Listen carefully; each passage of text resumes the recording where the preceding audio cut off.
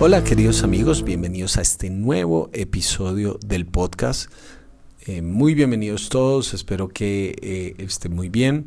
Gracias a quienes comentan en las redes sociales, quienes mandan un mensajito, comparten de este episodio del podcast y de todos los demás. Para eso son recursos que espero puedan ayudar y dar luz, que por lo menos sean una parte del diálogo, que ayuden a las personas a tener una perspectiva distinta respecto a las realidades. También les cuento que si así lo desean, tenemos una página en Patreon, patreon.com/Pulido Miguel. Si ustedes desean colaborar con lo que hago económicamente, hay distintas opciones de colaboración que van desde los $2 hasta los $20 mensuales. Les dará acceso a contenido exclusivo. También podemos estar juntos, un poquito más juntos en una comunidad donde vamos a estar ojalá construyendo cosas para lo que viene y demás. El contenido sigue siendo absolutamente gratuito del podcast, pero por ejemplo los Patreon tienen la posibilidad de acceso previo, y también ahí tenemos una línea de chat donde podemos comentar y dialogar. En fin, tiene cositas interesantes, pero fundamentalmente depende de la generosidad de las personas, por lo cual estoy muy agradecido si tú consideras la posibilidad. Ninguna ayuda para mí es poca si la hacemos juntos. Entonces, gracias a todos los que son Patreon, escuchan este mensaje, y gracias a todos los que pueden pensar en sumarse a patreon.com/Pulido Miguel, y bueno, y saben todas las redes y demás. Además que para los Patreon, entre paréntesis, con los proyectos que les conté que ojalá vamos a tener este año, ellos van a tener un acceso especial precisamente por haber sido y ser parte de este proyecto con antelación. Entonces, bueno, ese es otro de los beneficios. Estamos en esta serie sobre los milagros.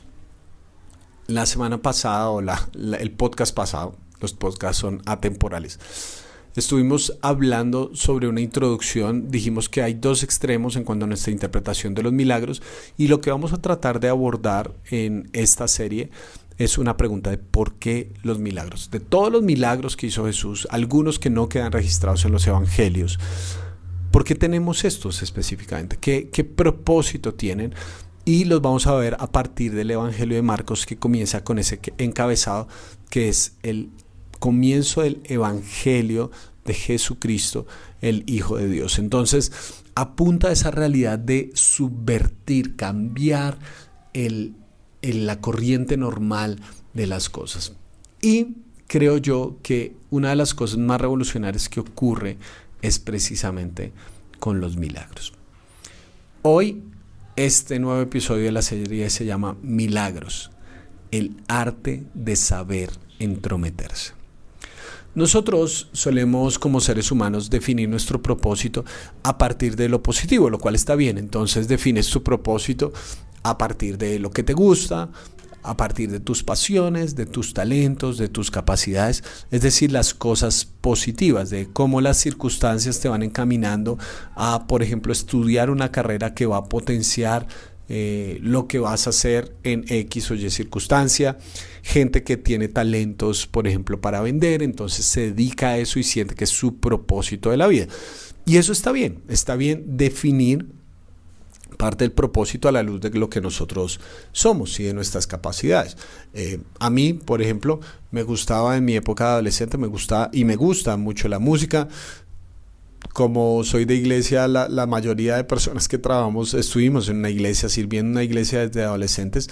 La música es muy importante dentro de la iglesia, entonces uno como joven quiere estar y aprender de todo. Entonces yo aprendí a tocar piano, bueno, primero guitarra era mi instrumento base, pero después aprendí a tocar bajo, que es como similar, y después me llamó la atención la batería y algo de piano. En fin, yo aprendí a tocar de todo. Y en algún momento yo pensé que iba a dedicarme a estudiar música, pero en el proceso me di cuenta que tengo la capacidad, pero no soy tan bueno como para ser el músico, ¿sí? En mi caso, no estoy diciendo que la música es un hobby, pero en mi caso podía ser algo que me gustaba, parte de mi vida, pero no no tenía la capacidad para dedicarme plenamente a eso. Yo sentía que podía ser como la persona que tiene 25 años y todavía cree que puede ser futbolista profesional. No, hermano, o sea, si no eres futbolista profesional antes de los 20, ya pasó ese tren hace mucho tiempo, ¿sí? Entonces, definir el propósito a partir de lo positivo está bien, nos tenemos que evaluar y demás. Pero hay una dimensión donde definir el propósito también importa la dimensión negativa.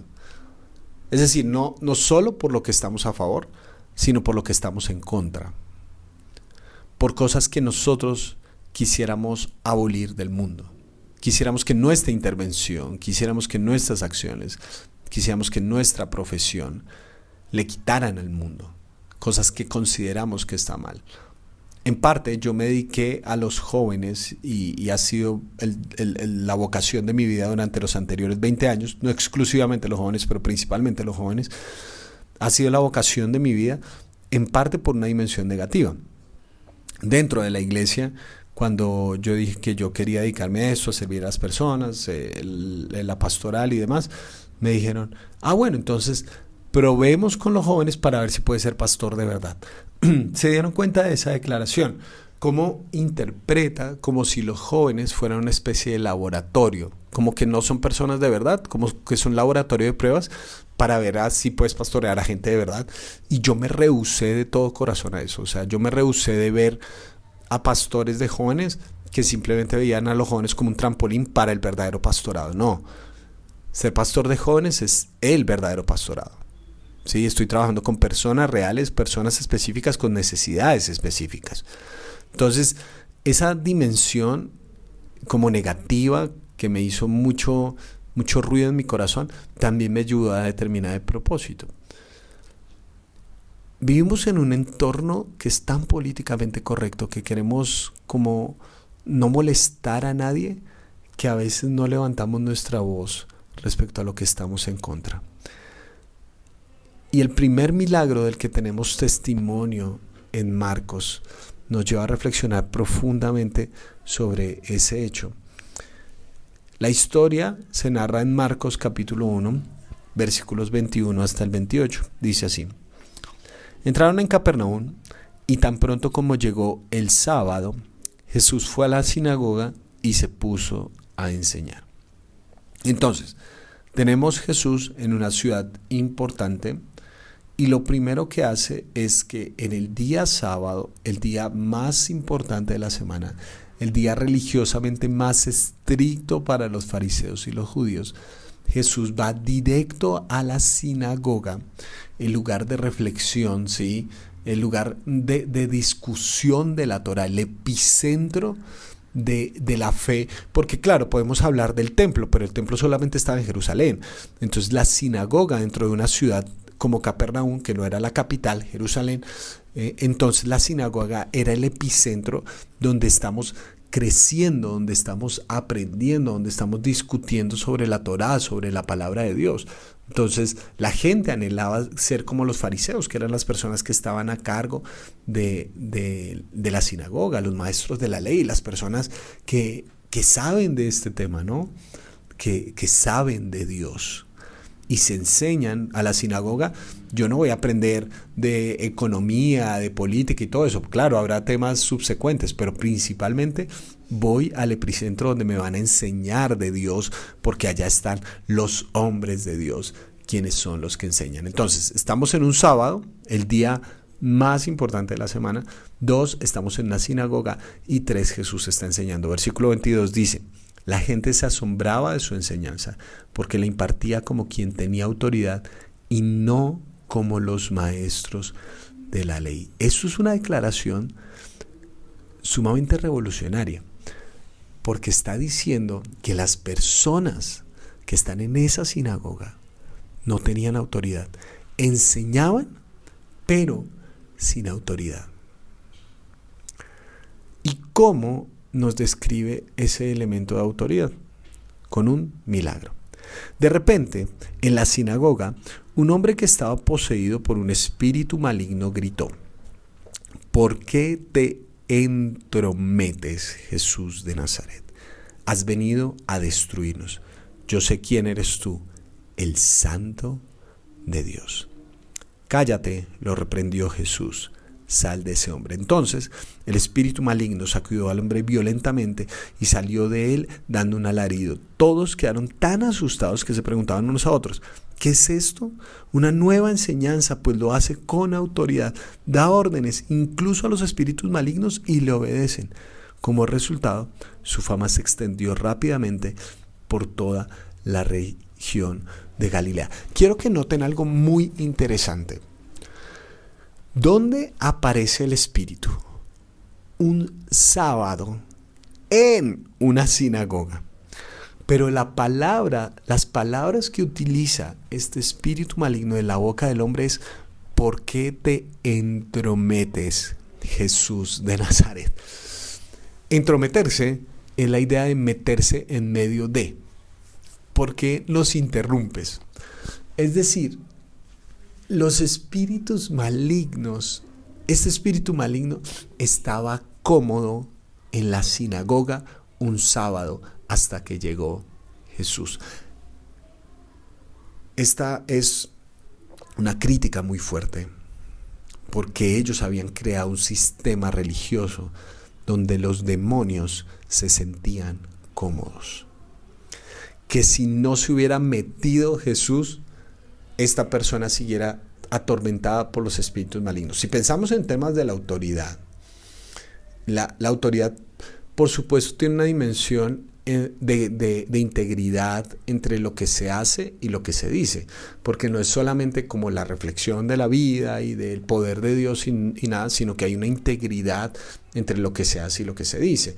Si una de las cosas que más criticamos precisamente de la falta de autoridad dentro de los sectores religiosos es precisamente la hipocresía. Personas que dicen una cosa y hacen otra absolutamente opuesta. Y a lo largo del texto bíblico leemos precisamente eso, como estos fariseos y estos maestros de la ley tanto se escandalizaban porque el sábado Jesús sanaba gente, pero ellos no se dolían porque la gente estaba enferma, ¿sí? Entonces no había una integridad entre el decir y el hacer, pero también la integridad tiene que ver con el hecho de ser un dolor de cabeza para la maldad. Tenemos que aprender a ser un dolor de cabeza para el infierno. En gran parte, los milagros se manifiestan en aquellos que se entrometen entre la maldad y, en muchas ocasiones, la religión, que traen libertad de esa cautividad en la que se sienten cómodas las personas, aún dentro de un entorno religioso. La sinagoga era un lugar donde un espíritu maligno estaba cómodo, pero la sinagoga fue el lugar donde aterrizó Jesús y entonces el espíritu ya no se pudo sentir cómodo. Podemos ser la clase de religiosos con los que el infierno se sienta cómodo. Eso, cuando yo leo este texto, eso es lo que me alarma. Tener una clase de religión donde el infierno se sienta cómodo conmigo, donde los espíritus malignos sean parte del día, donde simplemente sea un sostenimiento y un mantenimiento de las ideas religiosas, donde todos nos sintamos cómodos, donde nos toca hacer esto, nos toca hacer aquello, donde vamos cada sábado, por ejemplo en las sinagogas vamos cada sábado y alguien nos habla y todo, pero no hay un impacto en la vida. Hay tanta disociación entre lo que ocurre en esas horas a la semana y el resto de la vida. Y esto es lo que me llama la atención. Jesús no simplemente guardó silencio y se sintió cómodo dentro de ese sistema, sino que cuando salió el espíritu maligno, Jesús lo mandó a callar y le dijo que saliera de ese hombre. Es decir, ya, no te metas más, o sea, no molestes más, no eres aceptado aquí. Jesús no se quedó en silencio frente a la maldad. Yo creo que la mejor forma de criticar la religión es ser como Jesús. La religión le ha hecho mucho daño a los seres humanos a lo largo y ancho de la historia humana. Conozco cada vez más personas que no creen en Dios, no porque nunca hayan creído en Dios, sino porque creyeron y la religión los defraudó de muchas maneras. Porque los lastimaron, los utilizaron, porque en el nombre de Dios abusaron de ellos. Esto no es algo nuevo, en realidad no es algo nuevo, no es que están los que se construyeron o algo así, no, esto viene de muchos años atrás. La Biblia nos habla de testimonio de gente que tenía la franquicia de la religión y mataron a Jesús, ¿sí? Gente que en el nombre de Dios creyó que le estaba haciendo un favor a la humanidad a crucificar al Hijo de Dios, ¿sí? Esto no pasa ahora, ¿sí? No es que descubrimos que el agua moja, los seres humanos somos así. Podemos utilizar algo tan precioso como la fe, como un mecanismo de poder para imponernos sobre los demás. Y Jesús se entromete para evidenciar lo que está mal dentro de un sistema. Pero no simplemente llega y lo critica o algo así por el estilo, sino que con su vida, con esa autoridad de quién es Él enseña y remueve de adentro los cimientos satánicos que se esconden dentro de una religiosidad absolutamente opuestas al corazón de Dios. Gente que tenía a Dios en su boca, pero tenían a los demonios entre ellos y no hacían nada al respecto. Yo espero que nosotros podamos tener una ansia en nuestro corazón por ser un dolor de cabeza para la maldad. Así como es tan importante encontrar el propósito positivo, ¿sí? ¿Por qué estamos aquí? ¿Para qué somos buenos? ¿Para qué estamos? También tengamos en nuestro corazón marcados que no vamos a permitir que vayamos de frente contra la maldad. Que seamos como Jesús, quien se apareció en la mitad de una sinagoga y la maldad no se pudo quedar en silencio y Él no se quedó en silencio ante la maldad. Que ojalá podamos ser un dolor de cabeza para el infierno. Que cuando el infierno hable de nosotros, no sea como si fuéramos viejos conocidos, como, sí, no, Miguel, sí, me suena, sí, ese muchacho habla, hace podcast y un montón de cosas, sí, pero pues no, bueno, nosotros estamos cómodos porque nunca dice nada relevante, nunca ni dice nada importante, entonces no hay ningún problema, mientras tanto la gente sigue ahí. Sino que cuando el infierno nos conozca, diga, ¿por qué te entrometes? Porque te metiste entre nosotros. Estábamos tan cómodos hasta que llegaste. Y que Dios nos libre de practicar una clase de religión, una clase de fe, donde la maldad y la encarnación del mal se siente cómoda. Donde los espíritus digan, aquí estamos cómodos, que somos la plaza de vacaciones para que el mal de su fruto. No seamos así. Que nuestro corazón arda de pasión por ser un dolor de cabeza para la maldad. Que ojalá en algún punto de tu vida puedas entender que esta narración de este milagro, la autoridad de Jesús, no es una técnica para cómo se liberan espíritus, no, sino que simplemente va a emerger la maldad, va a emerger lo que está en contra. ¿Por qué? Porque Jesús predicaba con autoridad, Jesús predicaba con tal integridad, Jesús predicaba con tal poder que era imposible convivir con la maldad. Que puedas entender que este texto no es una técnica sobre cómo liberar espíritus, sino que puedas entender que este texto es un testimonio, por un lado, de quién es Jesús y por un lado una invitación a seguir esos mismos pasos, que no nos conformemos con tener una religiosidad donde la maldad se siente cómoda, sino que podamos decir, eso está mal y esto no está permitido, porque este es un reino donde hay un rey, un reino que predica las buenas noticias, y en el reino de Dios la maldad no tiene lugar, la maldad no tiene cabida. No nos vamos a sentir cómodos con que alguien esté siendo atormentado por el infierno. Y que ojalá al tener ese enfoque que arde en tu corazón, tú puedas experimentar verdaderamente que un milagro es el arte de saber entrometerse. Nos escuchamos en un próximo episodio y como siempre te envío un gran abrazo.